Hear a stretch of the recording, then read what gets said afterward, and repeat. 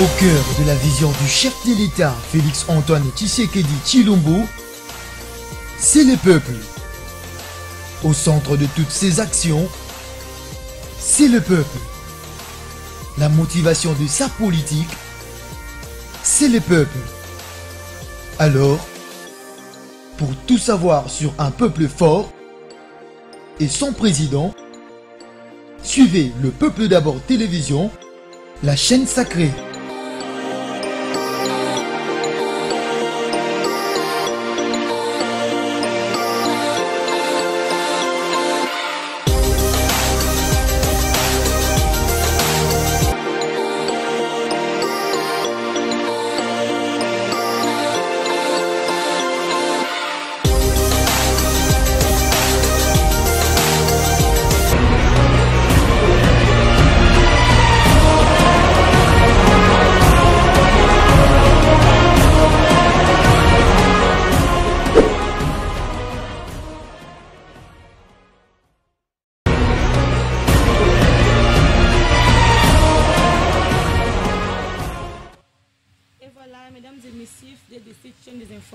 Le Peuple d'abord télévision, bonsoir chez vous et bienvenue dans votre émission Réalité Plus, votre émission sociopolitique et économique où à chaque fois nous allons pour nous analyse sur les actualités de notre pays qui est la République démocratique du Congo. Comme d'habitude aujourd'hui on va essayer de parler sur deux sujets où vraiment tout ça analyse sur les propos où moi Mboka Félix-Antoine Tshilombo a été devant les Congolais vivant en Suisse où le qui était Kagame à Koki kolonga lisusu bitumba oyo eza ko interposer RDC na M23 donc la Rwanda parce que déjà azu ba limite na ye oyo surtout asala ya za sous na patience to limite tout ça l'analyse sur yango to tout na ba question est-ce que moi na mboka Félix-Antoine Tshilombo déjà alongi bitumba oyo bien déjà comme il se sentir na position moko ya balongi donc to resola on a bien invité nga ah et puis en plus to resola sur arrivé ya mwana mboka Macron non ya président ya France Macron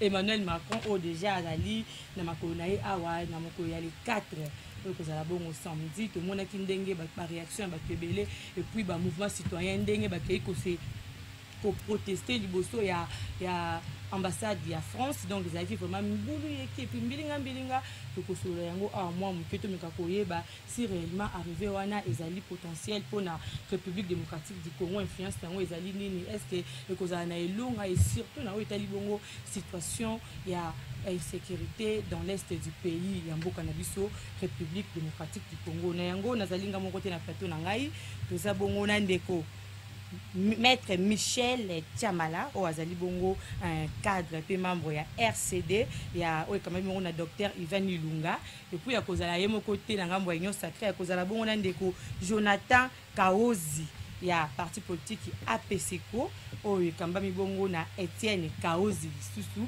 donc bangonde ba kozana ngambo union sacrée peut cause la bongo ndeko les pères Kubangila au Azali Bongo cadre et membre ya INER parti cher ya Pascal Niembo à cause de la paye mon côté à cause de la bonne accompagné n'indéco la nouvelle est là Capres Kiwaka Mayele oh yo pas ali bon cadre la nouvelle est là tourner en sonne bango ana to la ngai to ça la analyse peto me kako décortiquer ba sujet oh yo mi ba leo ngai na soulever na kati ya peto na ngai arrêter plus na bandi mona mboka le père Kubangi la mbote na yo mbote mingi ndeko Marlène c'est mbote na équipe technique nyonso ya chaîne oyo mesana ko yamba biso le peuple d'abord mbote na bandeko oto aliko partager na bango plateau na après-midi ya lelo pe mboka na ba congolais banso ba oyo bazui libaku malamu ya Rolanda biso na Congo na Kinshasa partout à l'étranger na pesi bango mbote mingi et pe mbote mingi na Mwana mboka Pascal Niembo Muyumba,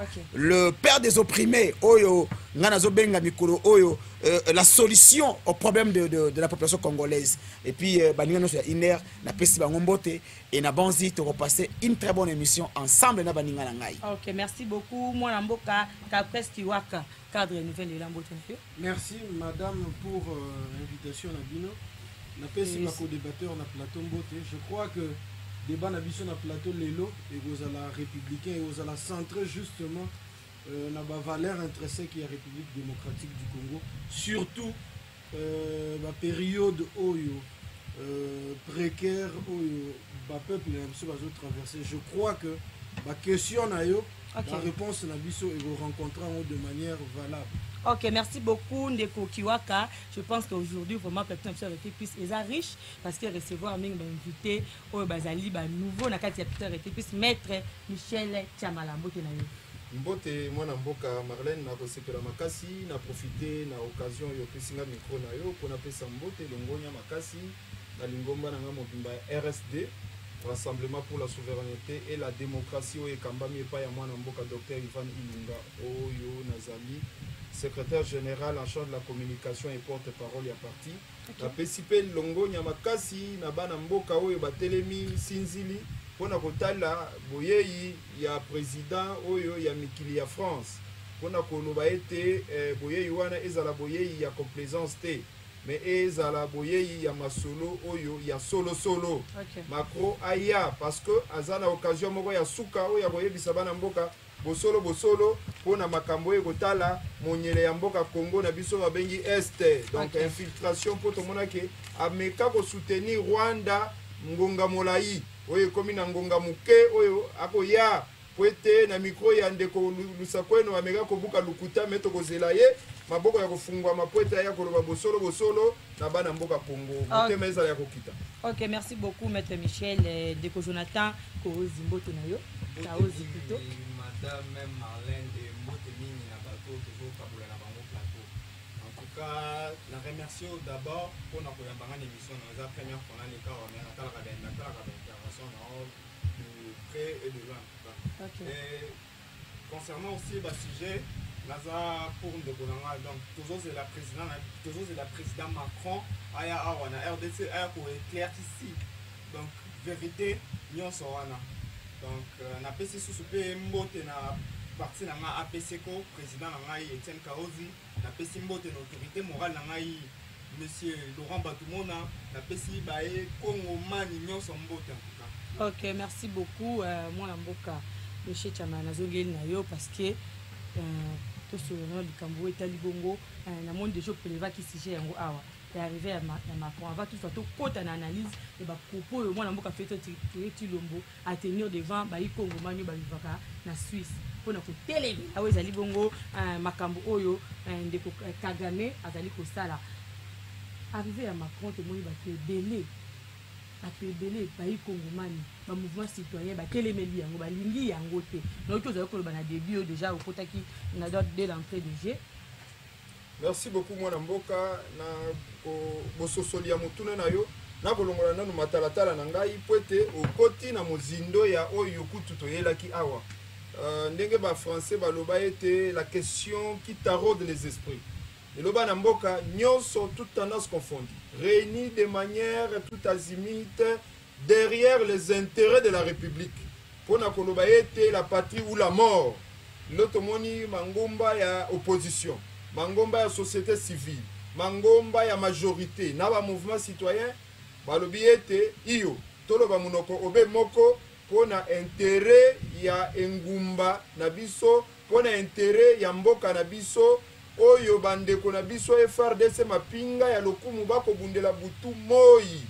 Yango tolobi ete biso tozali sima ya tata mokonzi ya mboka Félix Antoine Tshisekedi Tshilombo oyo azali kolala pongite tongo moi butu azali na bapepo pona koluka kimia à travers une diplomatie pona okanisi ete koya ya mako ande koluka kimia na kati ya mboka na biso yango tika kochanga mungu na munoko mwana mboka oyo eza makambo ya mboka. Tango koloba bongo tata mokonzi ya mboka yende mutu aza na contour de toutes les situations d'ordre sécuritaire et diplomatique. C'est-à-dire, chef de l'État a relevé devant le président rwandais Paul Kagame que ce qui a kolinga a opté choix entre la guerre totale ou la paix totale. C'est pour dire que rien ne sera plus comme avant. Ndenge zalaki ke toko yebaka te ko tozo dédouaner Rwanda na implication ya ba massacre na est bakokaki ko citer Rwanda haute voix.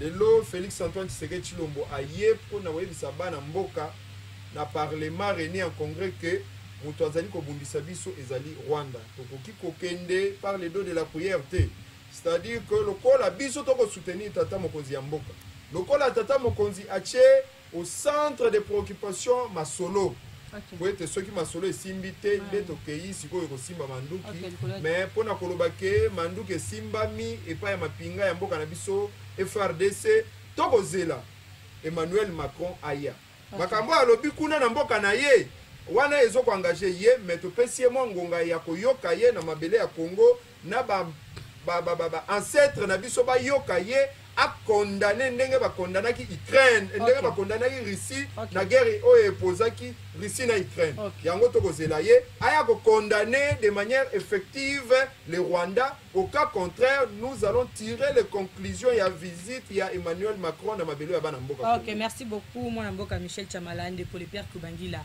arrivé à Macron président de France. Toujours quand on est au Kinde Kolobi à la cadre de la diplomatie à Masolo pour la Kimia au niveau est du pays. Réaction à les aligner. Merci beaucoup Ndeko Marlène. D'abord on a Ndeko Nangai Tchamala que dans une guerre, il ne suffit pas de citer les noms de l'adversaire. OK.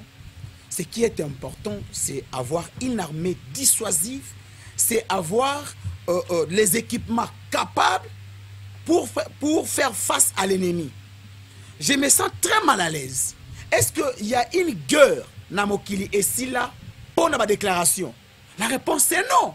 Ce qui est là, parce que Ndeko Tshilombo a pointé du doigt et Rwanda et Ndeko Macron Tangozoya ayako loba solo c'est que Ndeko Tshilombo. Alors, mais c'est n'importe quoi. Au moment où militant il y a union sacrée, ba lokola bandimi ya ACK. C'est-à-dire ataba moni Ndeko Mukuna asali sextape, bango ba loba noté, il est toujours dans les bons.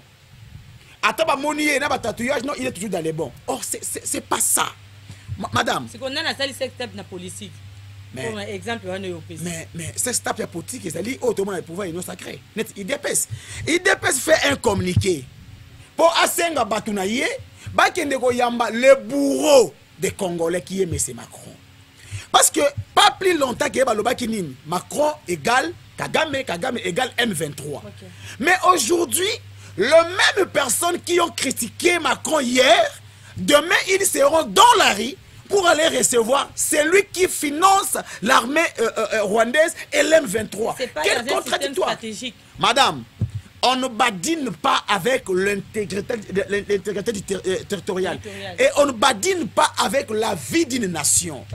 Ok? Est-ce que tu peux me dire à quand un mukolo nini oyo Ndeko Tshilombo akenda na France pe ba parti proche ya Macron ba sensibiliser ba pour que ba ya Ndeko Tshilombo. Ndeko Tshilombo et Macron ils sont homologues. Étant les homologues, basant la même fonction. Mais pourquoi arriver à Macron, il faut inciter Tolé? D'abord, je dirais à mon frère, arriver à Macron, il y a deux volets. Il y a ce que nous appelons aujourd'hui le volet géostratégique. Vous voyez que non, l'Union européenne en France, Balingi va perdre. D'ailleurs, va perdre une grande partie, il y a Afrique. Pourquoi? Parce que les Africains ont compris que les Européens sont impérialistes. Bango bakendaka epai oyo ba intérêt na bango ezali. Mais ba yakate pona ko intérêt ya population congolaise. C'est comme ça que bamoni que une grande partie ya Afrique est comme au kende na Russie. Alors il faudrait bango ba ya pe ba ya ba nani. Batu o bazali ba sous-traitant na bango. Neti Ndeko Tshilombo, neti Sassou, chef coutumier, chef de l'État, neti Ali Bongo, autre de lenga yaka na pouvoir. Pourquoi? Parce que ba yebi que non, batu o bango ne batikali ba marionnette ya France pe ya Union européenne. C'est comme ça que pour nous préserver moi chance wana yango omoni azali koya. Azo ya awate pour que parce que papa yaki abon ba lo kinini. Sur les plans diplomatiques, c'est beaucoup. Donc, consolider encore une fois de plus la coopération. Voilà, madame, en politique, il y a les jeux d'intérêt. Okay. En politique, on ne vient pas juste pour faire les aides. En politique, si tes intérêts sont satisfaisants, il n'y a pas question de cause à l'abino. Mais maintenant, aujourd'hui, quel est notre intérêt face à la France, par exemple? Nous, qu'est-ce que nous gagnons à la France? Rien du tout. Mais la France gagne beaucoup chez nous. De Macron. Mais madame, ça va nous aider à susciter. À quoi? En quoi? Dis-moi. Est-ce que Sarkozy était venu ici. Non, c'était Sarkozy. Vous savez, lorsque Sarkozy était venu sous Kabila, qu'est-ce qu'il a fait? Il est venu et après, Ayoko déclarait que non, et Bongi, richesse, il y a des Congolais. Et ils allaient partager dans les pays voisins. Madame, ça c'est la distraction. Et mon ami, mon frère Michel, un cadre, un licencié, n'a qu'un drapeau dans balabala avec Yama Macron. Mais c'est n'importe quoi. Ça c'est l'esprit néocolonialiste. Au 21e siècle, jusqu'à aujourd'hui, on vous prend comme de petits moutons. Merci beaucoup. Où un blanc arrive, Bobimi na quoi. Mais non, au moins, pourquoi les lots, bazo sakana kanabiso la mindele wana. Dans comportement et aussi longtemps que Ndekoti Lombo à cause de la néo-colonialiste, ma soeur, je te dis, mes amis de l'Est continueront toujours de mourir. C'est pourquoi 2023, le 20 décembre, nous devons nous débarrasser avec les touristes de l'État. Jonathan, arrivé à Macron pour nous, les alliés avantages pour le peuple congolais ou bien des avantages? Bon. L'autre côté, ça des avantages, il y a peuple congolais. On a et le bas mitro. Macron peut soutenir M23 en Rwanda. Si vous avez Congo, tout ça, ce qu'on a pour ça, c'est la vérité. Vérité, il y a un monde qui moi, la mboka ya France, Macron a expliqué biso. Ils ont nécessité na makambo ebele. De l'autre côté, on a vraiment pour y être mais ils ont le la justice. Tant qu'on a une bonne justice, il faut interpeller tous les zélaïers. Aya wana Congo na biso a expliqué biso clair. Toeba qu'est-ce qui fait à mamno sur le sol ya Rwanda? Toeba ce que ça vrai, ce que ça fait faux. Ce qui 20 millions na baloba qui on va payer ça qui na armée rwandaise. Ce que c'est solo tozelo. Non ba soutenir qui ba on va soutenir qui armée rwandaise. Ouais. Yango ne tozo zelaye aya ko expliquer biso en face biso na biso ba ne Congo ba congolais tozo zelaye expliquer biso yango vraiment en face. OK. Merci beaucoup moi na mboka Kiwaka arrivé à Macron to moni vraiment et c'était capo to comment état de droit comme ata mutu a se révolter ata moi ba manifester salami to karabaka est blessé té ni té mais sinon té lobby ngos à la vraiment désastre. Merci madame, moi je crois que les Ali Bongo, c'est une ambivalence. Arriver à Macron, ma RDC, tandis que RDC en tant que pays, frère, ami, etc., azana ba élément nyonso probant où ils ont prouvé effectivement Rwanda, Azali Bongo, Poussin, il y a France. Donc, tant que Macron a zoya awa, il faut en principe Congolais de manière énergétique battre les mélaillés parce que Azali une personne non en grata.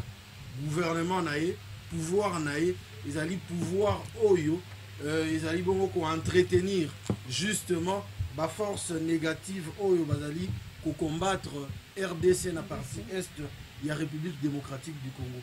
Madame Wana a placé justement mot. Mais na lingaki nazonga juste na déclaration oyo déclaration incendiaire oyo nani ndeko nanga salaki par rapport ya ba élection soki tozalaki bongo na état de droit, état dit de droit, lelo ndeko nanga serait justement derrière le cours des tribunaux parce que il est incompréhensible comment na moto oyo azalaki bongo justement président, il y a organisation organisation d'appui à la démocratie, institution d'appui à la démocratie, CNI, PCI, moyen, il y a Congolais lambda au Tozali pour organiser l'élection et à la fin de compte, Nani a gagné qui au juste, mais malheureusement, chose qui n'a pas été faite, tout le monde a sorti récemment et pas il y a Jeune Afrique à lobby que Ezalaki dit les salamais parce qu'il y a Ezalaki na première loge pour préserver le pays na bain de sang où Elingaki bongo couler. Mais maintenant la question se pose en tant que les hommes de la République de retour à Motuna. Hier à Salaki deal en fonction de quoi alors que le peuple congolais a Salaki n'a pas moyen n'a contribution n'a de bord ou a permettre qui cadre légal il y a organisation d'élection par le truchement il y a CENI. ye alobi ke ezalaki deal yango wana tobi soki tozalaki na pays moko dit de droit lelo nanga bénéficiaire ya forfaiture wana nanga exécuteur oyo azalaki na premier loge tonga tomona bato lelo bazotraîner bongo na bacours et tribunaux. Malheureusement, chose qui n'a pas été faite, tout le monde nanga azali calme na sofa na ye azome la tasse na ya café. Tozali komona Macron azoya mais koya na ye awa tolobi ezali inopportune parce que pays na ye la République française azali pays où azali ko entretenir Rwanda et Rwanda égale M23. Donc koya na ye awa azali une personne non ingrate. Pour moi, le Congolais lambda doivent se dresser comme faire de lance moko liboso na pour na ba empêcher koya. OK, merci beaucoup moi na mboka kiwaka maele malgré au quotidien sujet na yo na kati. Non, mais il fallait en principe commencer par là. Non, voilà la sujet le lote il est rose à la biscuit na yo parce que ça sujet mo de ato le belo na émission ile kati. Moi na mboka Michel Chamala. Ah, on a mon niveau de commission va contester, mais Yozali, la première, il y a quoi accepter, tant que membre de l'Union sacrée, accepter venir, il y a Emmanuel Macron en a vu la Kinshasa, mais question, on a dit qu'au posé, est-ce que la France, à cause de la partenaire, il y a un partenaire fiable, pour la biso, surtout dans l'élection 2023, à ce qui concerne aussi la situation de l'Est du pays?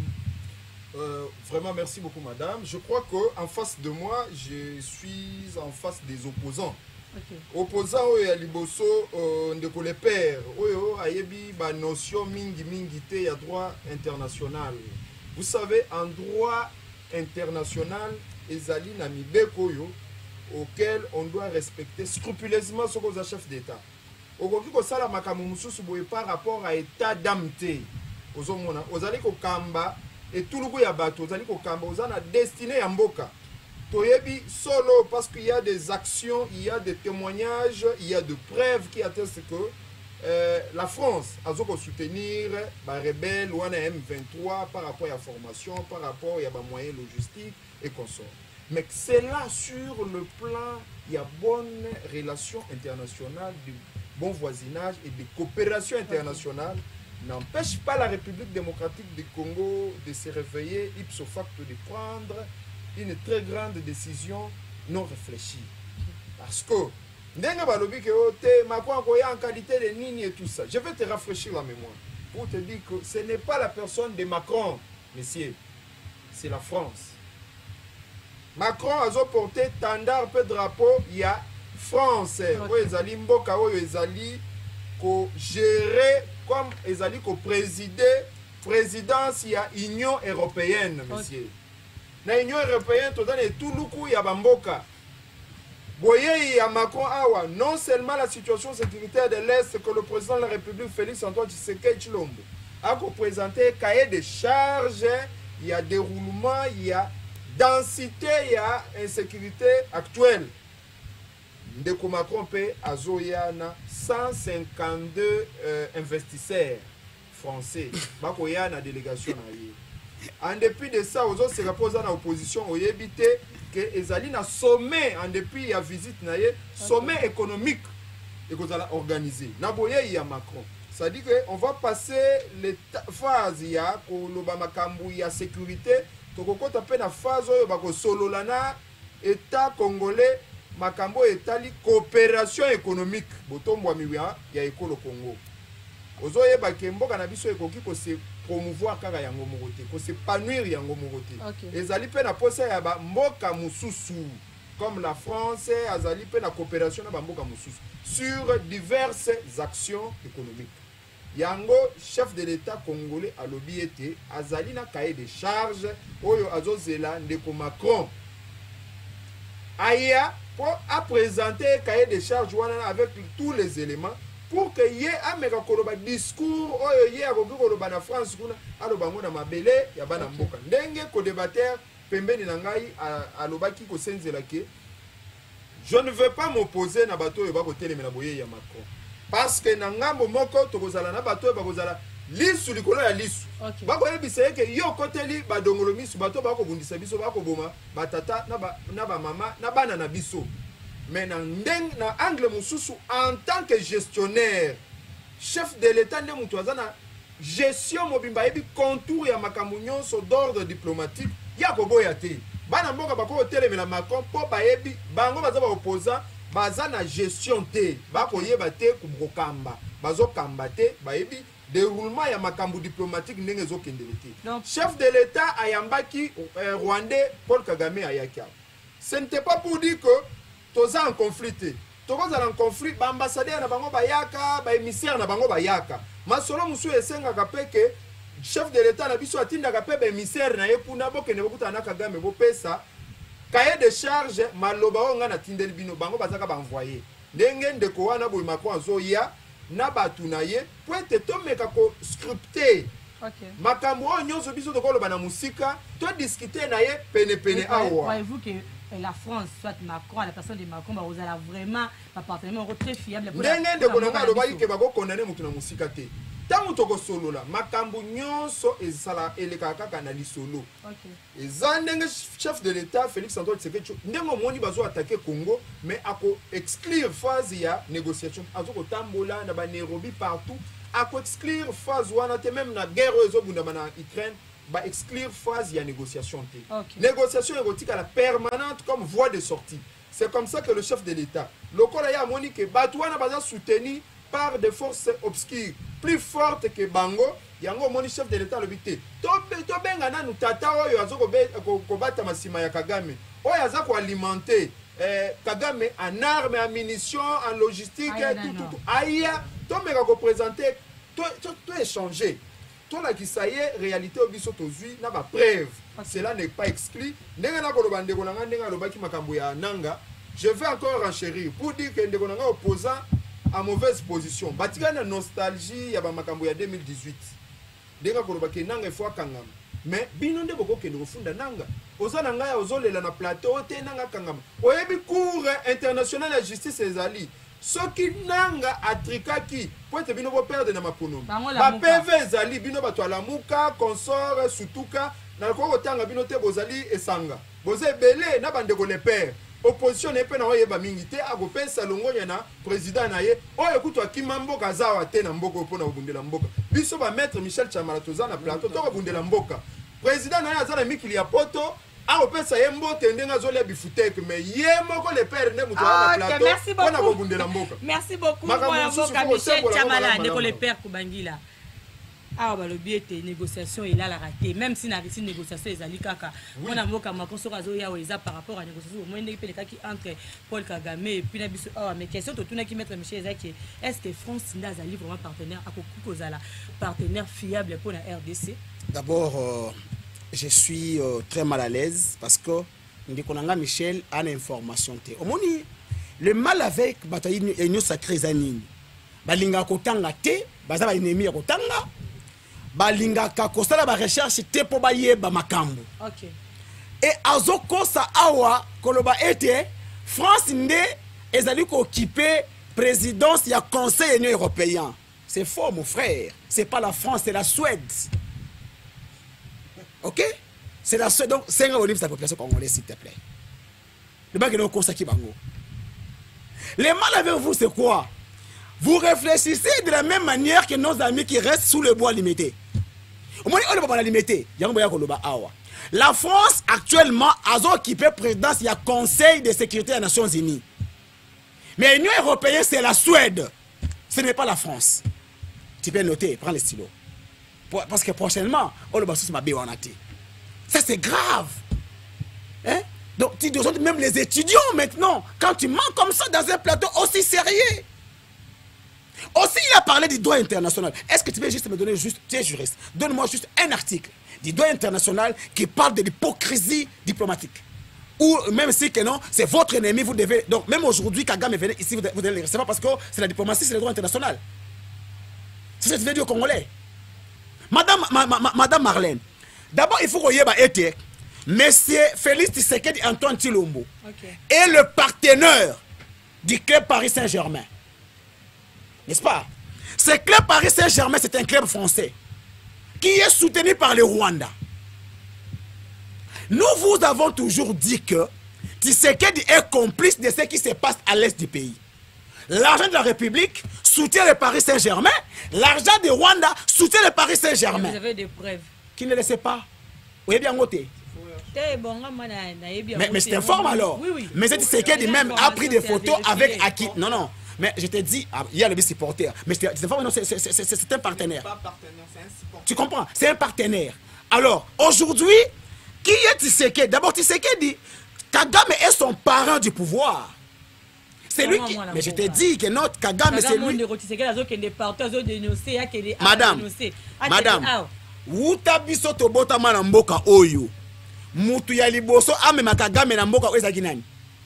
Tshisekedi te. Oyo ba Michel Bayemba yo nani? Obo ya Kagame ndoki. Biso la bandoki. Pourquoi? Parce que Boye Kagame aya awati. L'union sacrée n'a jamais été de mèche avec la population congolaise. Tozo ça la marche a pour na na 25 arega. Balanda biso. Lobby ba congolais va manifester pour na boycotter arrivée à Macron. Voilà encore il contredit. Et ici il parle de la présidence.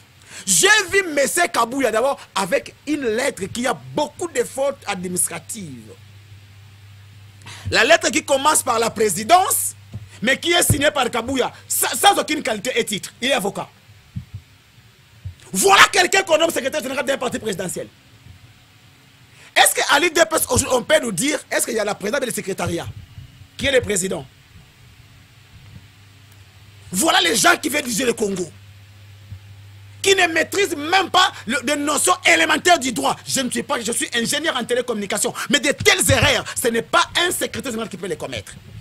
Madame, la personne de Macron au Congo, comme là-bas, moi je comprends encore mon frère, c'était un arriviste, il ne maîtrise pas bien les partis. Vous savez, la politique. Vous savez, aujourd'hui, la communication est venue pour tout le monde. Un parti qui se crée,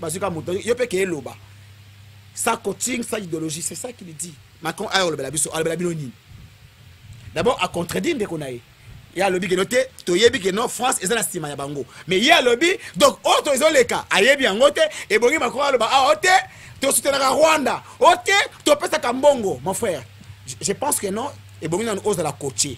Ceux qui ont collé les gars plateau, parce que les gens sont ridicules. Ça ne se passe pas comme ça dans un plateau aussi sérieux. Tu comprends? Et si ce n'était pas pour le respect des téléspectateurs, j'allais plier mes bagages, partir. Parce que les gens dans le plateau, ils ont déshonoré Bissot.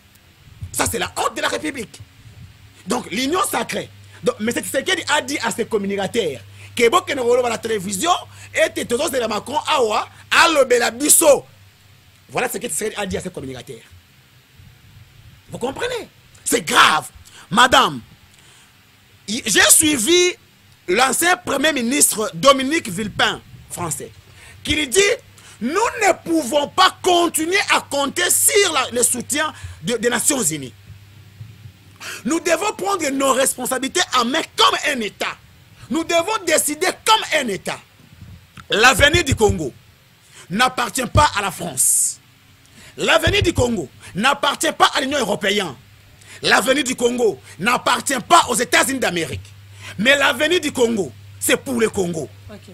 Aujourd'hui, nous devons avoir l'esprit nationaliste comme Pascal Niembomou Yumba. Pour qu'ensemble, nous puissions lutter et vaincre l'ennemi qui est devant la porte. Madame, oyebi lelo, hein? Ça a déjà dit moi, Pascal. Merci beaucoup. Une très bonne question. Pascal Niembomou Yumba, Azala qui n'a anti-fraude. C'est lui qui a dénoncé la tribune des Nations Unies que le Kagame construit son pays na makileba congolais. Yango moni ndeko Tshisekedi Kagame atia qui est prochain non kanga mwana mobali wana akangaki ye akene makala pour 5 jours. Ba moni innocence sur le plan politique. Merci beaucoup. Merci beaucoup. Merci beaucoup. Merci beaucoup. Devant le peuple congolais. Merci beaucoup. Pascal Niembo. Non, Pascal Niembo. Non, non, non. Pascal Niembo. Non, Pascal Niembo. Si ngai on a ça là, c'est Pascal Niembo qui le fait. Parce que je suis le Fantomas Junior. Je suis son représentant direct. Nazo bundela mboka ele ko yepe zo bundela mboka parce que asala ngo pela plus d'une fois. Empêcha l'église. Tu prends, tu monopolises la mais tu as de la matière que tu prends, mon cher. Ça, c'est des notions que tu vas aller enseigner quelque part.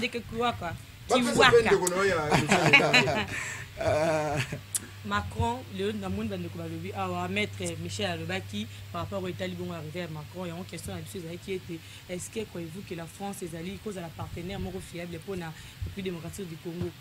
Tu espérais nini? Bon, la France, si elle était de bonne foi, Alinga Yaz a la partenaire fiable, la République démocratique du Congo. Mais malheureusement, n'a pas indice sur la culpabilité. Ils ont pesé sur la France, ils ont démontré noir sur blanc que la France, au jour d'aujourd'hui, ne peut pas être un partenaire fiable au regard de la situation du pourrissement aux est de la République démocratique du Congo. Et erreur Ezali Wapi. Erreur Ezali parce que tout au départ, il y a mandat, il y a M. Félix Tshisekedi. Lorsque à l'époque nous disons que il faut chasser Karega, il faut chasser l'ambassadeur, il y a République, il y a Ouganda, etc. Il faut rompre les relations diplomatiques, etc. Non, mais ce qui est fait en retard, après plusieurs dénonciations et combats sur le terrain, justement pour chasser na sol congolais. Okay. Donc, tant que tu as combat en train de mouiller les maillots, M. Félix Tshisekedi avait un autre langage. Il y a Kagame Azalagi, partenaire fiable et efficace. Il y a pacification. Il y a est du pays. Okay. Malheureusement, aujourd'hui, sur le terrain, tout le monde a résultat.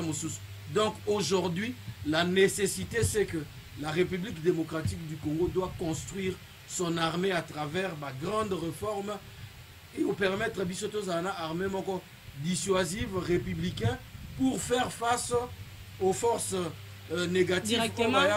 Directement pour combattre République démocratique du Congo de manière injuste. Directement anticiper question. C'est là, madame Naochité. Au moni, monsieur Félix Tshisekedi Azana peut-être erreur, il y a perception. Aujourd'hui, Kagame, c'est comme un fourmi. Oyo, Amoni, République démocratique du Congo, c'est le quoi nourriture. Et on ne chasse pas na fourmi na sucreté. Il faut mettre du feu. Ndenge bango bazo déstabiliser parti à est et à République démocratique du Congo. C'est de la même manière, nous aussi nous pouvons procéder. Parce qu'aujourd'hui, il est inadmissible de sous-traiter notre sécurité. Parce qu'il y a un grand penseur, dirigeant Mwanda Koloba, Jules César, disait à l'un de ses collaborateurs, la sécurité est l'âme d'État. Sécurité, le quoi est l'âme d'État, il faut maintenant organiser ça pour nous à la asphyxier. Donc, l'élo, au jour d'aujourd'hui, la France n'est pas un partenaire fiable au regard de la situation à pourrissement. Oui, parce que Bango Bazali Bongo soutien financier, il y a République rwandaise. Donc aujourd'hui, nous devons compter sur notre propre effort. Okay. Aucune nation va s'apitoyer sur notre sort. On doit organiser l'armée de manière chiffrée, de manière structurelle. Il faut que la réforme d'ordre structurel pour ne permettre à la face de la velléité expansionniste de Rwanda. Impression par rapport à propos, moi, je va tenir devant les Congolais vivant en Suisse, à tenir le biais Kagame, à Colombo, à l'issue du RDCT, et patience, et ça, la limite. Patience, n'a comme une. Voilà, ils ont un discours d'ordre protocolaire. Tant où il y a c'est la question que je me pose maintenant. Tant où il y a Kagame, à Colombo, à l'issue de la guerre, il y a Est et la République démocratique du Congo. Il fait allusion à quoi? Qu'est-ce qu'il propose comme alternative pour la face de la velléité expansionniste? C'est ça la plus grande question. Aujourd'hui, on peut formuler des discours, mais sur le plan pratique. Parce que l'armée, c'est une question purement technique. Okay. Sur le plan pratique, il propose quoi? C'est bien beau de dire que Kagame a Olonga l'issoussouté. Mais à Olonga l'issoussouté par rapport à quoi? Par rapport à Nini Bino Boosala sur le terrain, où ils ont démontré effectivement que Kagame a Olonga l'issoussouté. C'est cela la plus grande question. Okay. Parce que les discours protocolaires, on en a entendu de trop. Okay. Mais maintenant, il faut quitter l'époque où il y a des discours protocolaires pour maintenant qu'on quitte un terrain où il y a pragmatisme. Merci beaucoup, moi, Namboka, tu vois, il y a Congolais na Suisse à l'obéité, Kagame a colonné sur Bitumba et puis patience comme la souka ndeko à l'obéité, zali ba discours protocolaire. Non, ce n'est pas les discours protocolaires. Merci, pardon, merci d'avoir pour la parole. Les abats discours mon protocolaire. Tant que le bien mot a été déjà. Aché armé n'a mis sur les gens en marche en tout cas. Les abats discours mon protocolaire. Et azuba mesure nyonso. On a Kagame alonga susu banyini azosala te na kati ya este ya mboka na biso en tout cas. Bon la biso nyonso ezosala biso passe eza lokola loboko moko soki ekatana eza nzoto mobimba biso tozala bafamille na este oyo bazokufa chaque jour ezosala biso passe mais na sepeli na discours wana makasi en tout cas. Ok, merci beaucoup. Moi, je Michel Tchamala, discours protocolaire aux Ali Bongo, le président de la République, la Suisse, le président congolais, à tenir, aux Ali vraiment à ma casse, ou étiquette congolais, au Congolais, c'est pas le nom, mais à toi qui va déconner, c'est le niveau là, on va dire discours protocolaire, et servir n'a rien. Deko, il y a une nouvelle élan, wana, nandeko na yo, yo azapimbe na wana les pères, ce sont des opposants. Bango bazomona mwindu esika pembe ezali. Donc ce sont des gens à un moment donné on doit extirper, jeter par les dos de la cuillère bah propos tout bazolo bana parce que bah éviter que des questions sensibles d'ordre sécuritaire ça ne s'étale pas à la belle étoile. C'est-à-dire que bah quoi y stratégie militaire parce que bazomona que l'armée est en train de redorer même l'image. Okay. Par le touchement du chef de l'État Félix Antoine Tshisekedi Tshilombo oyo apesi armée mapinga na biso ekolo ba moyen logistique ya sika bibundeli ya solo pour les permettre enfin que basala obstacle na ba envahisseur ba avion de chasse ya la quitté yango eye ba blindé ba équipement militaire ba armée ya solo et c'est sous Félix Tshisekedi Tshilombo qu'on a levé l'embargo état ya notification oui ezalaki ko persister depuis Joseph Kabila et que je signale encore à mon ami mon frère le père Kibangula azokosa na batu na télévision na bana oyo batanga classe ya histoire ba ebi ke Paul Kagame aya mutu ya liboso ya yambwaya na nini Paul Kagame na mboka oyo ezali Mzee Laurent Désiré Kabila. Kagame. Messieurs, tais-toi, tu vas réviser l'histoire, tu comprendras que ce n'est pas la première fois. En quelle année?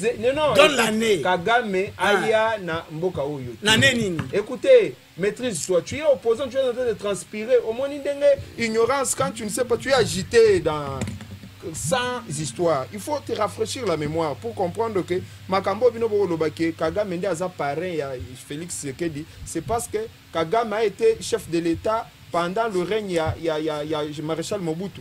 Pendant le règne ya Mzee Laurent Désiré Kabila, Joseph Kabila et le chef de l'État Félix Antoine Tshisekedi Tshilombo a lobby, plus rien ne sera comme avant. C'est-à-dire bino politique au bosala ya hypocrisie ya komemela biso ba tuti rwandais na armée na biso na administration ezo ko affaiblir élection maître Michel Tchamala cadre ya RSD.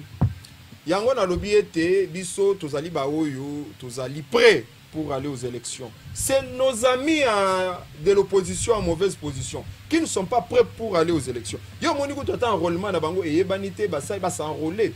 Tu as vu même enrôlement il y a moi Namboka Joseph Kabila.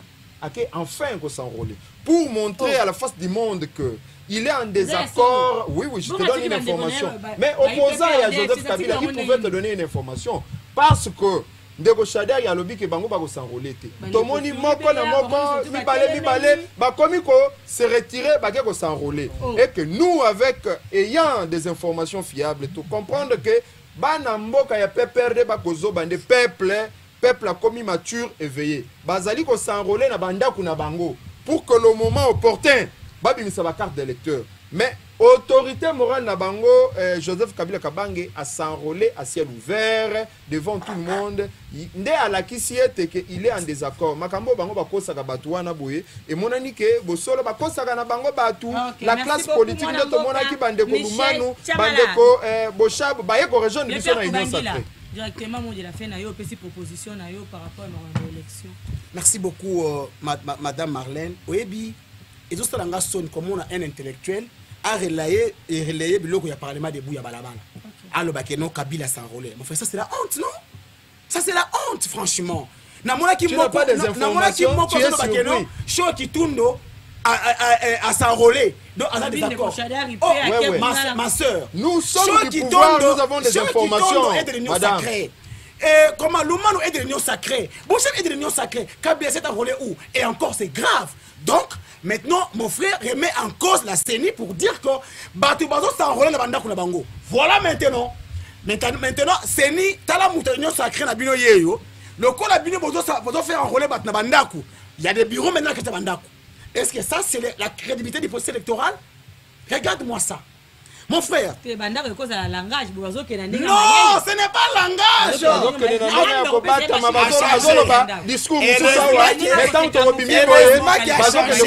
Heureusement qu'il a changé. Vous allez chercher les moyens de battre campagne pour remporter les élections. Je vais dire le mot de la fin.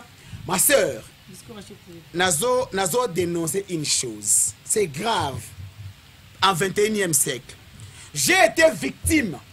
Il y a un agent, il y a M. Mboko, son ministre provincial de transport. Batouana, madame, Soko Kitina Baramoto, Omoni tracasserie le lenge yali kosalema. Tozali na ba agent double lelo na pouvoir de Kotisekedi. Le col Argentine Ngobila, un agent double. Le col Mboko, son ministre de transport, un agent double. Le col Kasongo, un agent double. Ces gens-là envoient leurs policiers sur la rue pour traquer les gens, arrêter les gens injustement.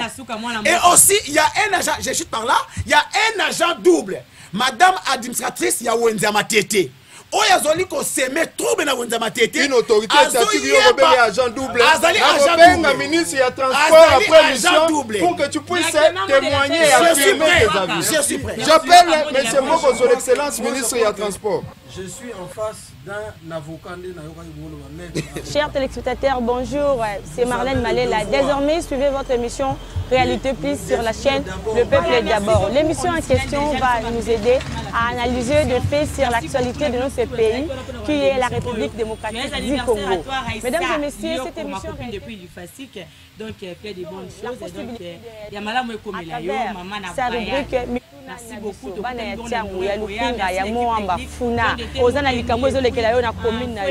Émission Oyo Réalité Plus et Fungoli ba porte na yango. Na oyo etali bongo oh my. Au revoir, merci beaucoup. Au courant ba question na bino e kozabiano na kati ya émission Oyo à travers cette chaîne Le Peuple. D'abord la chaîne sacrée et panafricaine. Chaque lundi à 20h45 pour la diffusion et mercredi à 17h45 pour la rediffusion et jeudi 17h45 pour la diffusion.